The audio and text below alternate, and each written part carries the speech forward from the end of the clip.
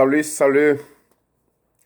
Soyez les bienvenus sur notre chaîne, la chaîne du changement de mentalité, là où nous traitons les sujets de mariage, les sujets de voyage et les sujets de la réussite de la vie.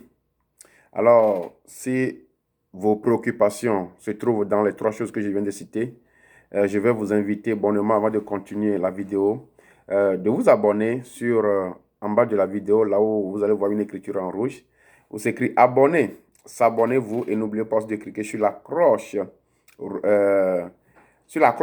que lorsque nous upload, télécharger les nouvelles vidéos, que vous les recevez directement dans votre compte YouTube. Alors, si cette vidéo, je voulais envoyer particulièrement dans ce que je vous ai donné encore, je vous demande de l'envoyer aussi à l'un de vos frères ou bien de vos sœurs que vous connaissez qui serait intéressé par l'information. Alors, ce matin, je voulais partager l'information sur le mariage. Je voulais aller un peu plus profond sur le mariage et nous faire savoir ce qu'est le mariage.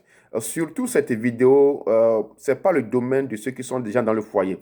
Mon but, ce n'est pas ceux qui sont dans le foyer. Mon but, ce n'est pas de réparer les foyers. Mais mon but, c'est de mettre une nouvelle base pour la nouvelle génération qui veulent se marier. Alors, si vous n'êtes pas encore marié, alors cette chaîne, c'est pour vous. S'abonnez-vous de cette chaîne. Envoyez cette vidéo à votre conjoint, à votre partenaire. Si vous êtes en fiançailles ou bien maintenant vous commencez les démarches, vous voulez vous marier, ou bien vous n'avez pas encore eu ce projet, commencez par voir cette vidéo pour vous préparer psychologiquement. Parce que la définition que nous avions du mariage, que ce soit sur le plan chrétien ou bien sur le plan social, en tant que jeune, lorsqu'on est au moment de la jeunesse et on veut se marier, nous n'avions pas cette connaissance approfondie du mariage. Nous le voyons sur le plan, c'est superficiel, c'est flou. C'est même avec la petite fille avec laquelle tu sors, tu ne la connais pas en tant que telle. La petite fille aussi, toi, jeune garçon, elle ne te connaît pas en tant que telle. Mais il va falloir que vous vous mettez ensemble avant de vous connaître. Alors, cette vidéo va te permettre de savoir ce qui est dans le mariage. Le mariage, ce n'est pas ce qui est dans le dictionnaire, se mettre ensemble. Non, c'est pas. On sait se mettre ensemble. Même au niveau de l'église, on nous donne des conseils. Mais nous n'arrivons pas à vivre ces conseils en profond. Nous pensons que non, que c'est quelque chose qui serait facile. Pourquoi la raison de cette chaîne? Parce qu'il y a les mariages religieux où le nombre de divorces s'accroît. Oui, le nombre de divorces s'accroît. Alors, le thème de ce matin, c'est la définition du mariage sur le cas, de façon pratique. Définition du mariage de façon pratique. Parce que nous savions que si tu es chrétien, tu vas me dire que oui, la Bible a dit que l'homme va quitter ses parents et va s'associer à une femme. Les deux vont devenir une seule chair. Jean 2, verset 24, c'est ça ce que ça nous dit. C'est pourquoi l'homme quittera son père et sa mère et s'attachera à sa femme. Et ils deviendront une seule chair. Oui. Mais pourquoi il y a divorce après cette union? Après que l'homme a quitté ses parents et s'est réuni à trouver sa femme. Et ils sont devenus maintenant une seule chair. Pourquoi après il y a divorce? Voilà la raison de cette vidéo. Parce que aujourd'hui, nous, en tant que chrétiens ou pas, nous sommes en train de nous tromper nous-mêmes. C'est là où c'est ce qui m'énerve. Nous-mêmes, on se trompe. On ne trompe pas Dieu, on ne trompe personne. Nos cultures, on ne trompe rien, mais nous-mêmes, on se trompe. Mais moi, je vais développer le thème du côté du mariage religieux. Alors, quand je parle du mot mariage, je vais essayer de donner les définitions des deux côtés et nous allons voir ce qui est faisable. Selon le dictionnaire Larousse, le mariage est un acte solennel par lequel un homme et une femme, ça, ce que je vais lire la suite là, moi je ne suis pas dans ce domaine. Mais comme j'ai dit définition selon Larousse, je serai fidèle à ce que Larousse a dit. Je reprends. Larousse dit, le mariage est un acte solennel par lequel un homme et une femme ou, virgule, dans certains pays, virgule, deux personnes de même sexe, c'est ça que moi je dis que je ne suis pas dedans, de même sexe établissent entre eux une union dont les conditions, les effets et la dissolution sont régis par le code civil, mariage civil, et le code mariage civil ou par les lois religieuses, mariage religieux, union ainsi fait. Moi, je vais prendre la deuxième partie qui est mariage religieux. Mais mariage religieux, qu'est-ce que cela nous dit? En tant que jeune garçon, je vais me marier et je suis à l'église. Je participe aux séances de la jeunesse. Je participe à tous les forums de la jeunesse. Mais pourquoi après mariage, les gens se divorcent? Est-ce que vous vous posez ces questions? Je voulais que si tu es jeune, tu n'es pas encore marié, pose-toi la question. Prends ton courage à deux mains. Si tu connais un couple chrétien qui a passé par des moments de divorce, va chez eux. Dis, papa, je veux me marier. Mais j'ai vu que vous avez célébré votre mariage à l'église, mais il y a eu divorce. Il y a eu quoi? Qu'est-ce que je peux faire pour ne pas passer par ces étapes? C'est ce que je veux que le jeune qui suit cette vidéo essaie de faire. Mes conseils seront bons pour toi, mais je veux que parce que tu as les cas pratiques devant toi. Hein? Tu as les cas pratiques devant toi. Tu connais par exemple une famille qui, après avoir célébré le mariage à l'église, ou bien après avoir eu des enfants, se sont séparés. Va chez eux. Demande-leur pourquoi. Ou bien après le mariage, le monsieur a pris une seconde femme. Va chez eux. Demande, aie le courage. Il ne faut pas avoir honte. Dis, tu veux pour ton bonheur, mais tu veux comprendre mieux. Alors, d'après cette définition, quand nous disons sur le plan religieux, c'est que la religion aussi a ces règles du mariage. Je connais certaines églises. Il y a un là que j'avais même fréquenté l'église là. Eux-mêmes, ils peuvent vous casser votre fiançailles. Si vous allez vers le comité du mariage, s'ils font certaines enquêtes derrière vous, ils peuvent vous casser le fiançailles. S'ils voient que ça ne va pas. Et ça peut faire mal à la fille, ça peut faire mal au garçon, mais parce que si vous n'êtes pas spirituel, vous ne pouvez pas le voir. OK? Alors, le mariage, sur le plan religieux, comme sur le plan coutumier ou bien traditionnel, il y a des choses qui sont cachées à l'intérieur. Alors, mes frères chrétiens, sachez que le mariage, c'est un acte vraiment qui est solennel. Et c'est un acte que nous prenons devant nous-mêmes, devant notre conjoint, devant ses parents, devant nos parents, devant l'église dans laquelle nous adorons, et devant Dieu. Mais si demain, ça ne marche pas à l'intérieur, il y a problème. On dit que dans certains foyers, certaines femmes vivent sur la servitude jusqu'à la fin de leur vie après le mariage. Quel âge as-tu? Et quel âge te reste après ton mariage? Ne confisquez pas votre avenir. Si le mariage n'a pas marché, forget about it. Ta vie est foutue. Le point du mariage, ce n'est pas un point où il faut négliger. C'est pourquoi je tiens à faire cette vidéo. Le mariage n'est pas quelque chose à négliger.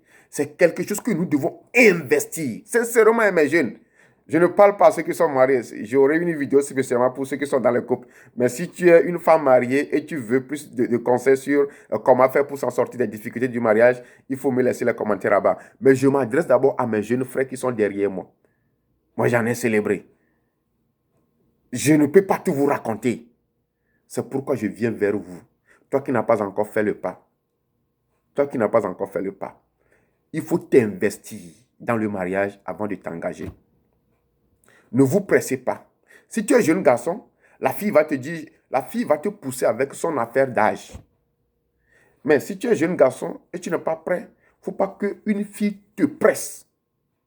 Mais jeune fille, si tu es prêt pour ton mariage et tu vois que ton gamin là, il n'a pas l'âge, il n'a pas les moyens pour prendre soin de toi, il ne faut pas l'avancer avec tes fonds pour qu'elle te prenne, pour que vous célébrez le mariage. C'est ça aussi qui arrive dans la vie de certaines femmes. Alors, d'après mes recherches, voici comment moi je souhaiterais à ce que nous définissions le mariage. Et je vais revenir un peu, puis je vais clôturer parce que je ne vais pas prendre beaucoup de votre temps.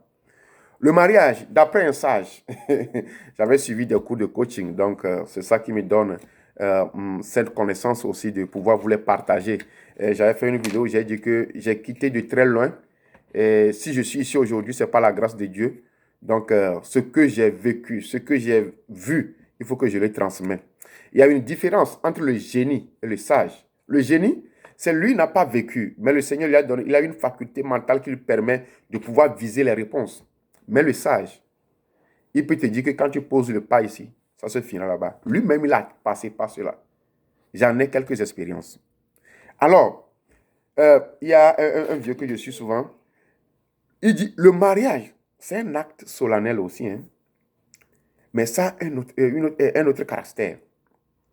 D'après mes recherches, moi, je voulais que nous définissions, vous qui m'écoutez, jeune fille, jeune garçon, voici la définition du mariage. C'est pas... je vais vous donner ce témoignage. Il y a un jeune qui m'a écrit, dit, Monsieur, je voulais que vous me donniez les conseils. Je veux me marier à une fille. Je dis, bon, qu'est-ce qui vous motive? Pourquoi vous voulez marier la fille? Elle me dit que c'est parce que ses parents sont riches. Ok, ses parents sont riches, c'est bon. Donc, est-ce que tu aimes la fille ou bien tu aimes son argent? Parce que ce garçon qui m'a dit que c'est parce que la fille, ses parents sont riches, il fait affaire à l'héritage de l'enfant, de la fille. Or, lui-même, demain, va devenir riche. Oui, il ne faut pas avoir peur de l'argent. L'argent, il a appelé, ça va venir. D'ici demain, toi-même, tu vas devenir riche. Si c'est parce que tu es pauvre et tu veux marier une fille qui a la richesse, tu te fais du mal, mon frère.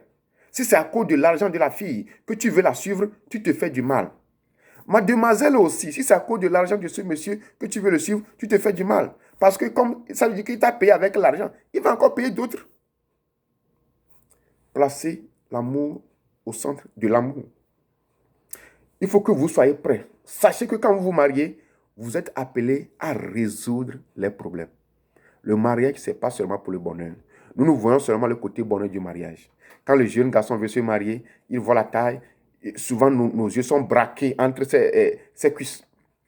Et la fille aussi, il voit un monsieur costaud, il a la maison, il a l'argent, ou bien ses parents sont riches, je vais me marier. Mais quand vous faites ça, c'est fini. Quand vous allez rester sur le même toit après un mois, un an, c'est là où chacun va connaître comment la bouche de son prochain sent.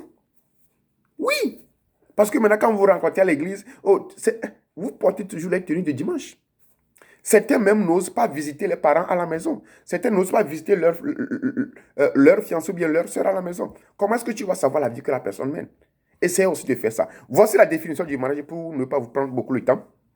D'après mes recherches, le mariage se définit comme une union légitime de deux personnes qui s'aiment d'ailleurs. Il faut qu'il y ait l'amour. Au moins, il faut que la personne te plaît. Au moins. Au moins, il faut que 75% de quelque chose de la personne te plaît. Sinon, ça, il n'y a même pas question à gêner. Donc, c'est une union légitime de deux personnes qui s'aiment et qui ont accepté. Voilà là où nous ne voyons pas lorsque nous sommes jeunes. Vous devez accepter de résoudre les problèmes de la vie. Le mariage, vous vous mettez ensemble pour résoudre les problèmes. Vous devez être d'accord sur ça. Soyez d'accord sur ça. Et après tout, je vais vous donner le point clé sur quoi vous devez vous baser pour faire votre choix. Alors, le mariage, c'est un acte solennel, légitime, où deux personnes qui s'aiment et qui ont accepté de rester ensemble pour résoudre les problèmes. Pour résoudre les problèmes, les besoins, les nécessaires des uns des autres, des familles. Les problèmes physiques, économiques, sociaux, psychologiques et émotionnels. Voilà ce qu'est mariage. Le mariage, parce que ce que la Bible nous dit dans Genèse 2, verset 24, ça a des sacrifices à faire. Quand on dit que l'homme quitterait ses parents, d'abord, quitter ses parents, ce n'est pas facile, ok? Et sa mère, et maintenant s'attacher à une femme. La femme aussi va quitter ses parents. Et les deux vont devenir une seule chair. Devenir une seule chair là. Devenir une seule chair là. Ce n'est pas seulement sur le lit. C'est là où nous comprenons le mariage en tant que jeunes.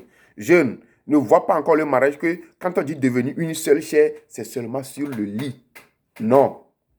Devenir une seule chair dans la vie sociale, dans la vie de vos enfants, dans la vie psychologique. Parce que peut-être quelqu'un peut avoir des problèmes, il faut l'aider. Quelqu'un peut tomber malade, il faut l'aider. OK? Donc, voilà en quelque sorte le mariage. Maintenant, pour finir, mon frère, ma soeur, si tu veux te marier, qu'est-ce que tu vas voir dans cette fille? Parce que je parle sur le plan religieux. Je ne suis pas dans le domaine du monde. Je parle sur le plan religieux. Alors, si tu veux te marier, cherche la crainte de Dieu dans cette personne que tu veux marier. Il faut que la personne ait la crainte de Dieu. Si tu trouves une femme qui a de l'argent, qui t'aime, qui fait tout, mais qui n'a pas la crainte de Dieu, cette personne n'est pas bonne sur le côté spirituel pour toi. Non. Parce que si tu la prends et elle n'arrive pas à demeurer en Christ, tu auras tous les problèmes. Mais si la personne a la crainte de Dieu, quels que soient les problèmes, vous allez les submerger. Voilà mon message pour toi. Le mariage, on se réunit pour résoudre les problèmes. Le mariage, on se réunit pour résoudre les problèmes. Les problèmes à caractère physique, économique, social, psychologique et émotionnel. Que le Seigneur vous bénisse. J'aurais souhaité à ce que vous envoyez cette vidéo à vos amis, à vos frères. Et n'oubliez pas de vous abonner à la chaîne. Je voudrais savoir comment est-ce que vous comprenez le mariage. Laissez les définitions littéraires. Je veux les définitions pratiques. Que le Seigneur vous bénisse. Au moins, citez-moi une chose que vous pouvez trouver dans votre partenaire avant de vous engager. Que le Seigneur vous bénisse. N'oubliez pas d'aimer la vidéo si vous l'avez vraiment aimée. Aimez-la et laissez les commentaires aussi en bas. Et à la prochaine. Soyez bénis. Bye bye.